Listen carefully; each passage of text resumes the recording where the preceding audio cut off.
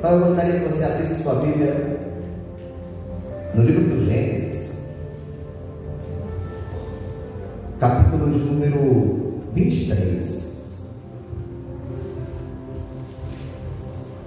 E parece ser um texto meio mórbido, mas é por aqui que nós começamos a caminhar dentro da direção do Espírito Santo nos impele. Diz assim, Gênesis 23, versículo 2: E morreu Sara em Kiriat Arvá, que é Hebron, na terra de Canaã, e veio Abraão lamentar Sara e chorar por ela. Depois se levantou Abraão de diante da sua morta e falou aos filhos de Het, dizendo: Eu sou estrangeiro, eu sou peregrino entre vós, dai-me possessão de sepultura convosco, para que eu sepulte a minha morta de diante da minha face. Recorte da história. Estamos diante de um homem enlutado, estrangeiro, peregrinando numa terra que não é sua. Ele não tem posses ali, ele acaba de perder a sua esposa e ele não tem um lugar para sepultar. Quem já lidou com o luto e com as burocracias posteriores ao luto sabe como isso dói. E olhando por este recorte, sem saber quem é o personagem, spoiler, você já sabe que é Abraão, mas vamos imaginar que você não saiba. Que diagnóstico nós vamos fazer dessa pessoa?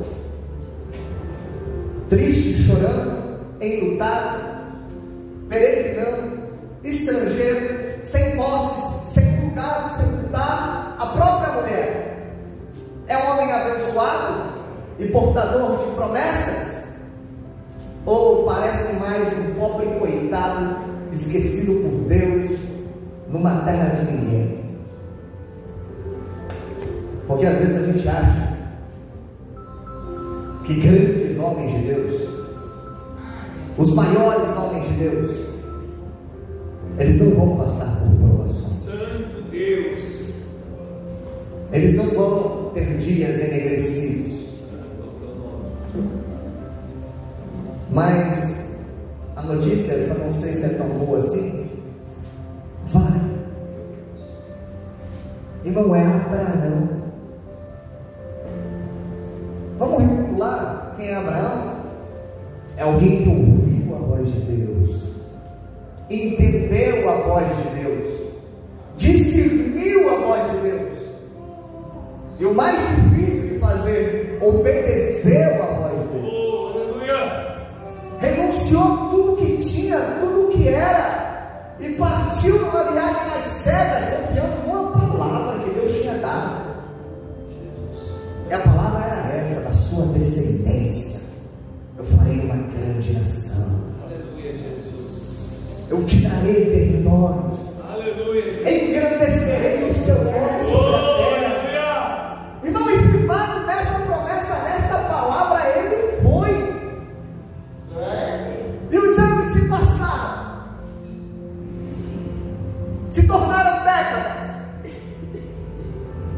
e nós vemos Abraão chorando a morte da sua esposa, ainda peregrino, ainda estrangeiro, sem ter um terreninho para chamar de seu.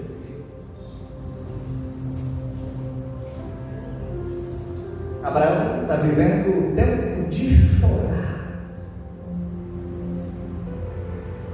Há tempo para todas as coisas debaixo do céu. Glória a Deus. Há tempo de sorrir, há tempo de celebrar, há tempo de comemorar, há tempo de cantar vitória, há tempo de subir nesse altar e contar testemunhos. Mas tem tempo de chorar. Para os grandes e para os pequenos, para os maiores pastores, até o membro do último banco. Ninguém escapa. Nós vamos ter dias de choro, mesmo sendo, e ainda que sendo, um dos queridinhos de Deus. Não, você é um dos queridinhos de Deus? Amém? Você tem convicção disso? Você pode bater no peito e falar: eu sou um dos queridinhos de Deus? Abraão é um dos queridinhos de Deus. Literalmente, Deus o amava e ele amava Deus. Por amor a Abraão, Deus fazia coisas grandiosas. Queridinho de Deus. Ô pastor, Deus tem queridinhos? Tem.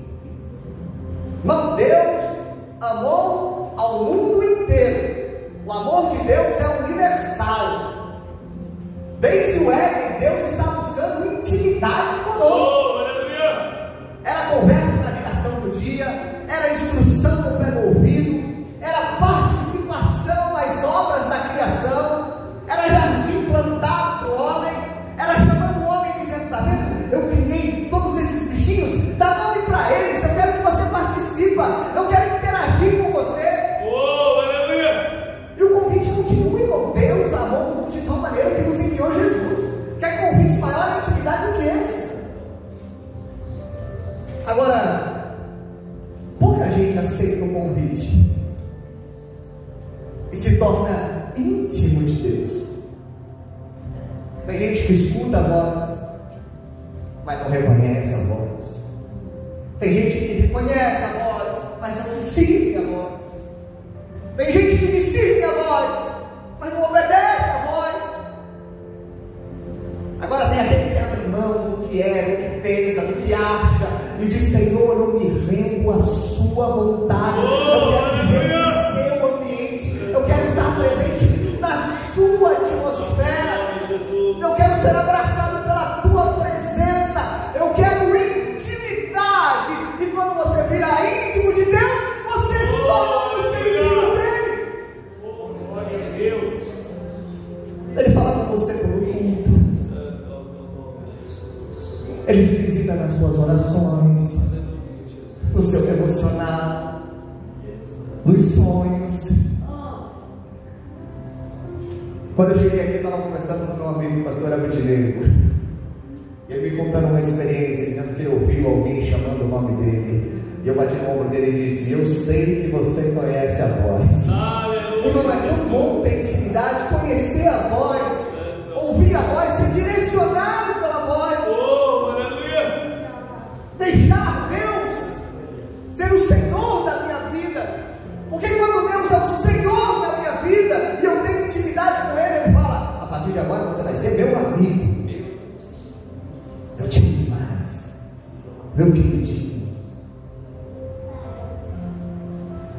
Tiago capítulo 2, versículo 23 diz assim: e creu Abraão em Deus, e foi-lhe isso imputado como justiça, e ele foi chamado amigo de Deus. Você tem amigo? Você tem para quem ligar na hora do aperto? Quando você precisa desabafar? Você tem amigo para quando você precisa ficar em silêncio porque não tem palavra? Tem amigo? Não é bom ter amigo? Irmão, Abraão era amigo de Deus. Não é incrível isso, ser amigo de Deus? Mas eu quero voltar. Ele é amigo de Deus, mas ele está chorando, enlutado, lidando com a morte, com a burocracia, peregrino numa terra estranha, sem ter um lugar para sepultar a mulher. Santo é o teu nome, Jesus. Ele pergunta: mas vale a pena ser queridinho de Deus? Vale. Os queridinhos de Deus têm promessa. Você tem promessa? Os queridinhos de Deus têm propósito. Você tem propósito? Os queridinhos de Deus têm direcionamento. Oh, aleluia! Mas sabe o que os queridinhos de Deus não têm? Vida fácil. Se te prometeram isso, dizendo: vem que a sua vida vai ser fácil, e você errou o tiro. Aqui tem cruz para carregar. Aqui tem vale da sombra da morte para passar. Aqui nós somos enviados como ovelhas para o meio dos lobos. Não tem vida fácil. Meu pai, o pastor Wilson, ele diz uma frase, acredito que o pastor Ben já deve ter ouvido algumas vezes. Ele diz assim: se eu fosse Deus, eu aliviava para tudo. Mas eu não sou, e Deus não alivia, porque Deus não quer facilitar para você.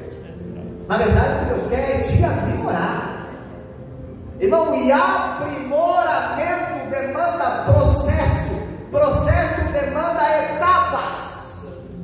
E as coisas mais valiosas talvez sejam aquelas que mais se machucam no processo.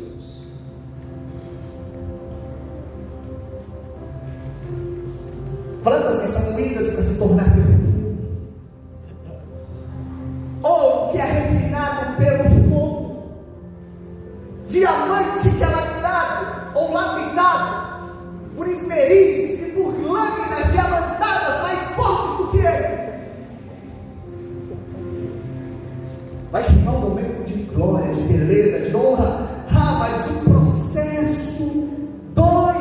Santo Deus. O barro, antes de virar vaso, vai para a maromba, ser sovado, batido. Tem um texto em Malaquias capítulo 3, versículo 3, onde o profeta diz que ele, o Senhor, se sentará como refinador de prata e queimará toda a impureza. E a diferença do refino da prata para o ouro é que o ouro pode ficar no fogo, quanto mais, melhor, mas a prata não. A prata tem hora certa de ser removida. E uma das explicações que os refinadores dão, é claro, hoje existe muita tecnologia, mas os clássicos,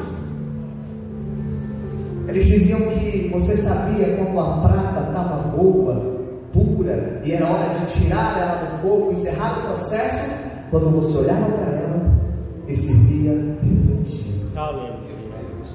Você entendeu o que Malaquias diz? Ele, o refinador, vai trabalhar na prata, purificar a prata, remover a impureza da prata, entendendo o processo pela lógica humana. Quando é que o processo termina, pastor? Quando ele conseguir se ver refletido em você. Aleluia! Glória a Deus! Vamos lá, aguenta, martelado. Se acostuma com a bigorna, com o fogo, porque Deus vai estar te maturando, te lapidando, te preparando. E não é porque Ele te odeia, pelo contrário, porque você é um dos queridinhos dele. Aleluia! Ele vai trabalhar em você até que Ele determine. Agora é hora de descansar. E durante esse processo, em várias etapas, em vários momentos, não vai ter descanso, vai ter lágrima, vai ter choro, tempo de chorar. Queridinhos de Deus, são portadores de esperança, de perseverança. E isso é bom, irmão. A Bíblia diz que no final todas as coisas vão passar, tudo vai passar. Céu, terra, tudo vai passar. Sabe o que vai passar com tudo isso? Vai passar a sua dor, vai passar o seu lamento, vai passar o seu sofrimento, vai passar as suas decepções. Tudo isso vai ficar para trás, mas 3 coisas vão permanecer: fé, esperança e amor. Queridinhos de Deus possuem fé, esperança e amor. Aleluia! Mas sabe como que a esperança é gerada em nós? Irmão, quando eu leio esse texto, escrito por Paulo à igreja de Roma, capítulo 5, versículo 3 ao 6, eu não sei se eu dou risada, se eu choro, se eu fico agradecido por você. Santo Jesus.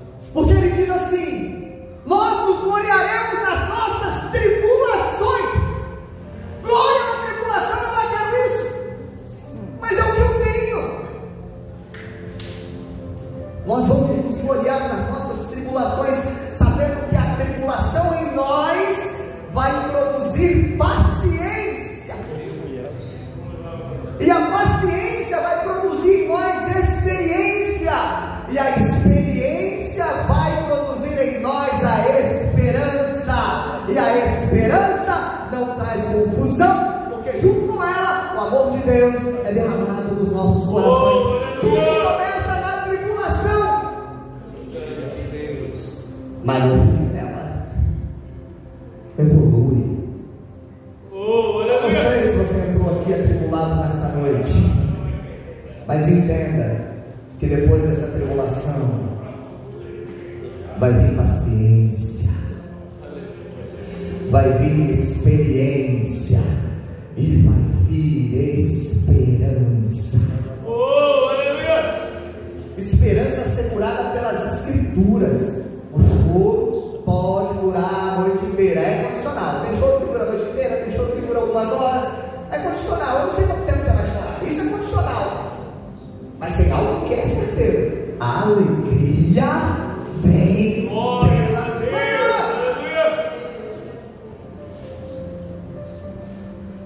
Queridinhos de Deus, são lançados em fornalhas, são lançados em fornalhas porque se negam a adorar ou se dobrar diante de algo, de alguém que não seja o Senhor com quem eles têm intimidade. Só que quando o queridinho de Deus é jogado na fornalha, ele não queima, pelo contrário, dentro da fornalha ele tem uma experiência de intimidade com o corpo homem, cujos próprios olhos mundanos, ao testemunharem a cena, dizem: aquele quarto homem não é da terra, aquele quarto homem vem do céu. Os queridinhos de Deus são jogados em covas de leões para ser devorados. Por quê? Porque oram ao seu Deus. Mas quando caem dentro da cova, lá dentro eles têm uma experiência de intimidade com o anjo do Senhor, fechando a boca dos leões. Queridinhos de Deus, são aprisionados injustamente. Mas lá, na injustiça, na prisão, Deus o prepara para se tornar governador do maior reino da terra. Queridinhos de Deus, por obedecerem à voz de Deus, são pegos por uma tempestade no meio do mar.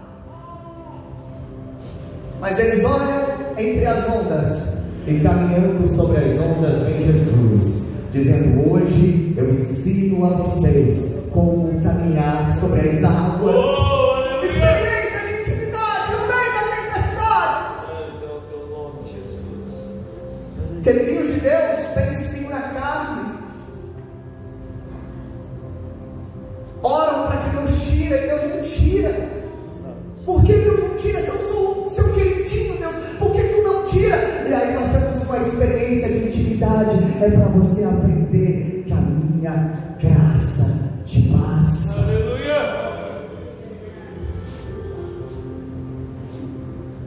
Queridinhos de Deus são apedrejados pelo que dizem, pela postura que possuem, recebem pedras, e enquanto tem a sua carne dilacerada, os seus ossos quebrados pelas pedradas, ele tem uma experiência de intimidade, no qual ele olha para cima, ele enxerga os céus abertos e um Jesus de braços abertos, esperando, dizendo: vem meu filho, vem meu filho, vem meu filho, essa dor vai ficar para trás. Tudo isso vai passar. Deus nos prova e nos priva para que tenhamos experiências de intimidade que nos preparam para viver a plenitude, não dessa vida terrena que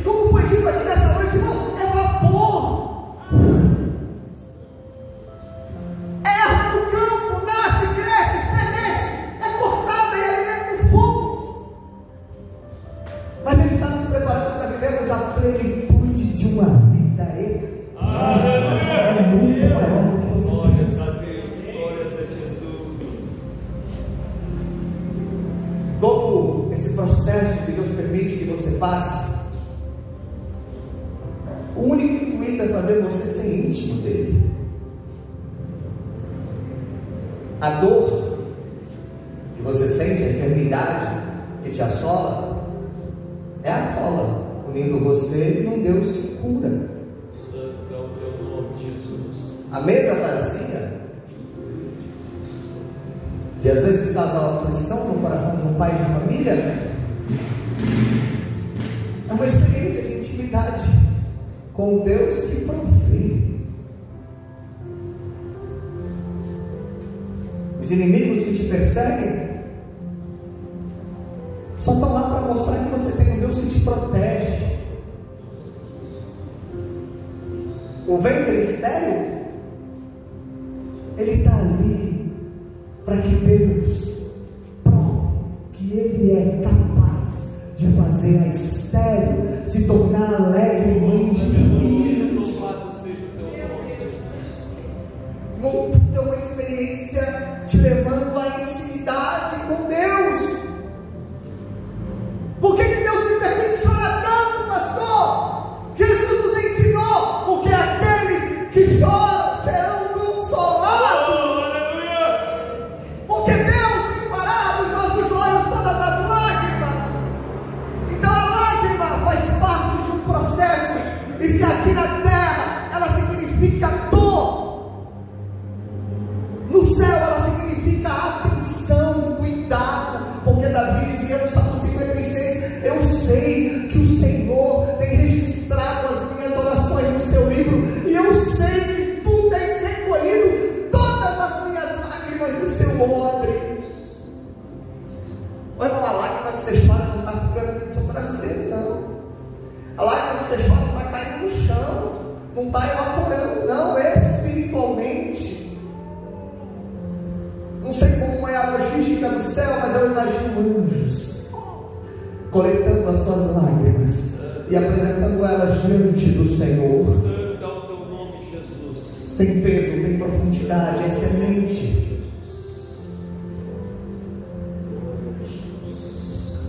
Quando nós somos diminuídos pelo mundo, mesmo sendo queridinhos de Deus, eu sou queridinho de Deus, Deus fez o mundo, como pode o mundo menosprezar, me diminuir? Você tem que se lembrar que Jesus nos ensinou que o reino dos céus é dos pequenos.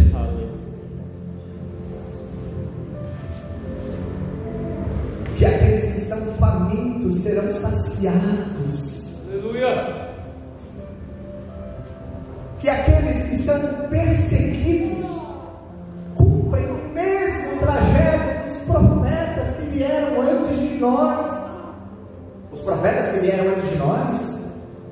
Quantas vezes você vem aqui e vê pregadores dizendo sobre Isaías, sobre Jeremias, sobre Ezequiel, sobre Daniel, sobre Amós, sobre Abacuque, profetas que vieram antes de nós e foram perseguidos. Um dia, lá na frente, se Jesus não vier e a gente se for, alguém vai estar citando o seu nome, contando a sua experiência, o seu testemunho, dizendo: ele foi muito perseguido, mas se manteve fiel. E vidas serão edificadas. Processo. Irmão, dito tudo isso, vamos voltar para o nosso velho Abraão, chorando pela sua esposa, sem ter um lugar para sepultá-la.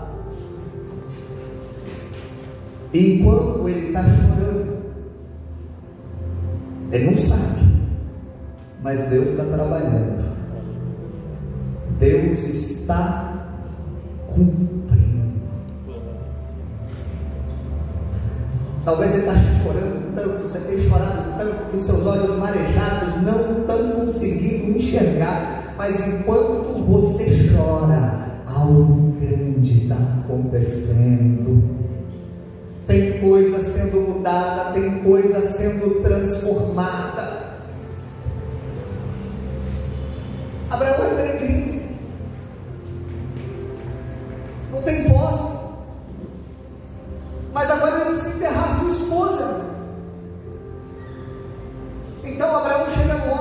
chamado Efron e diz assim para ele: eu quero comprar um pedaço de terra,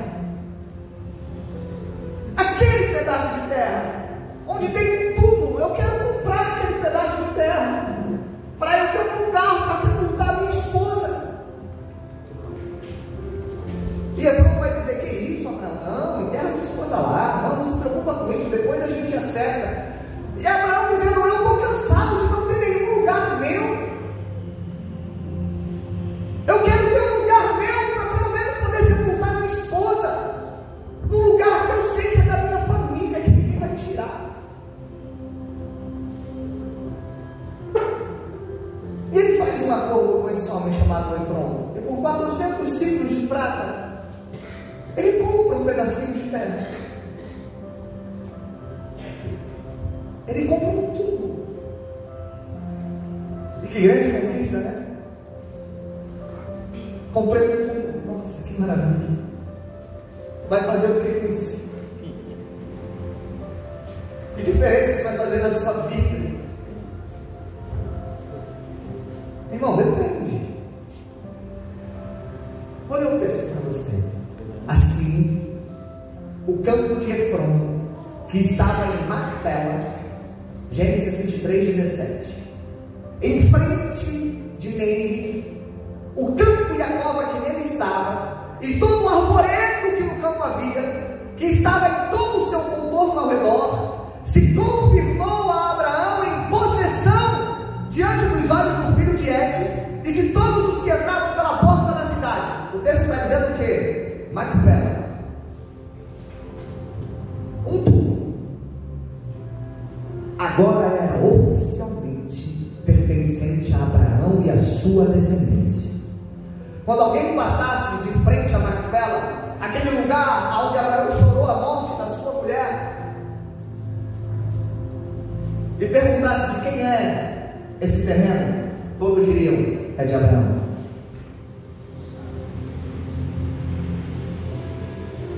Mas é só um terreninho, pastor. Deus não tinha feito promessas tão grandes para ele. Deus só vai dar um sepulcro para ele enterrar a mulher. Irmão, não é só um pedacinho de terra, é o começo de uma conquista. Aleluia. É Deus concedendo garantias terrenas a uma promessa que já estava assegurada no céu. Meu avô, Sr. Avelino Quaresma, que já foi há muito tempo e deixou muita saudade, é um dos homens mais honrados que eu já conheci nessa vida. Meu avô, ele ficava indignado, pastor Hélio, quando ele tinha que assinar um contrato, porque ele dizia assim: não é possível que um papel rabiscado vale mais do que a palavra de um homem.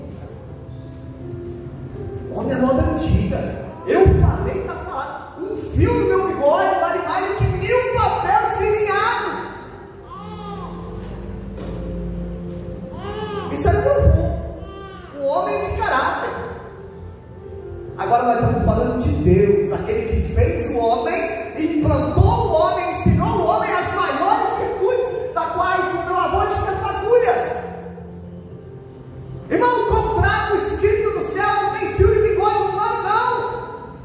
Se tiver um fio do capelo mais alto do que a neve, daquele que tem os olhos como chama de fogo. Quando Deus queria assegurar Abraão: eu estou falando a verdade, ele disse: olha para cima, conte as estrelas. Essa é a minha garantia, o céu, a eternidade. Mas no dia que Abraão fraquejou na sua fé, Deus disse: eu vou usar termos humanos para você entender. O que na terra vocês fazem para validar o acordo? Nós partimos um animal no meio, colocamos uma parte de cada lado e a gente caminha no meio ali. É uma linha sem sangue, é uma coisa muito forte. Deus falou: então faz isso, parte os animais. E Abraão partiu. Agora passa no meio. E Abraão passou. E quando ele passou, ele dormiu. Um sono profundo. E naquele sono Deus revelou para ele: essa é a sua descendência. E ele viu um povo que crescia. Ele viu um povo que subiu ao Egito. Ele viu um povo escravo clamando por liberdade.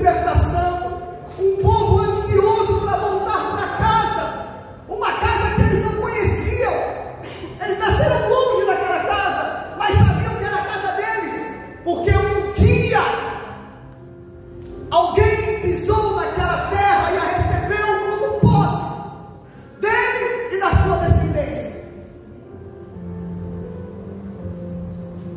E agora vem Macpela no lugar de choro, chorando, comprando aquele terreno para sepultar sua esposa. Abraão talvez nem tenha se ligado em volta. Irmão, Macpela é um pedacinho de terra. Sepultou Abraão a Sara, sua mulher, na cova do campo de Macpela, em frente de Mei, que é Hebrom, na terra de Canaã. Terra que mana leite e mel.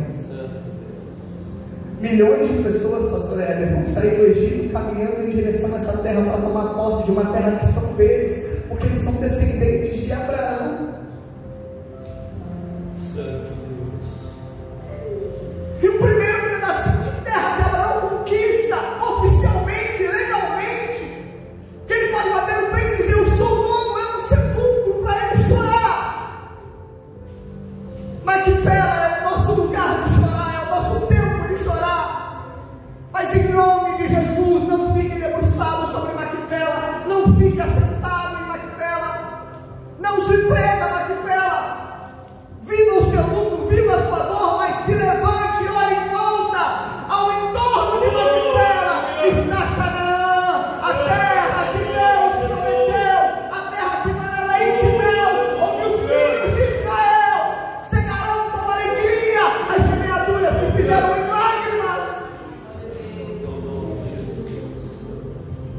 Macpela pode ser um ponto de encontro com a tristeza, mas é um ínfimo pedaço de terra rodeado por uma Canaã,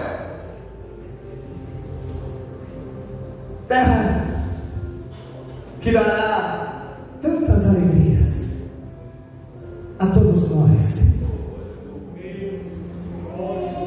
Oi, não é dali que vai sair Isaac, é dali que vai sair Jacó, é dali que vai sair José. Tantos patriarcas, juízes, profetas, reis, Davi, Ezequias, Salomão, Gideão, Jefité, Baraque, Jeremias, Isaías, Daniel, Miqueias. Tanta gente boa vai sair daquele lugar, tantas palavras proféticas vão ecoar por séculos e séculos. Pela fé fomos feitos filhos de Abraão, porque também cremos e nos tornamos amigos de Deus. O legado continua e tudo começa num túmulo, com lágrimas.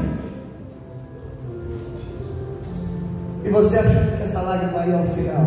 Não é, é só o começo. Não é uma lágrima de despedida, é uma lágrima de boas-vindas. Deus, aleluia. Eu quero terminar essa mensagem com uma das palavras que mais me impactam em todas as Escrituras. Jesus, ele está se despedindo dos seus amigos. Jesus sabe que não é um fim, é um até logo, vou voltar para vocês. Mas os discípulos ainda não entenderam tudo isso. Eles vão perder o seu mestre, eles vão perder o seu Senhor, eles vão perder o seu Salvador, eles vão perder tudo que eles tinham, tudo que eles acreditavam. E Jesus sabia como eles iam se sentir.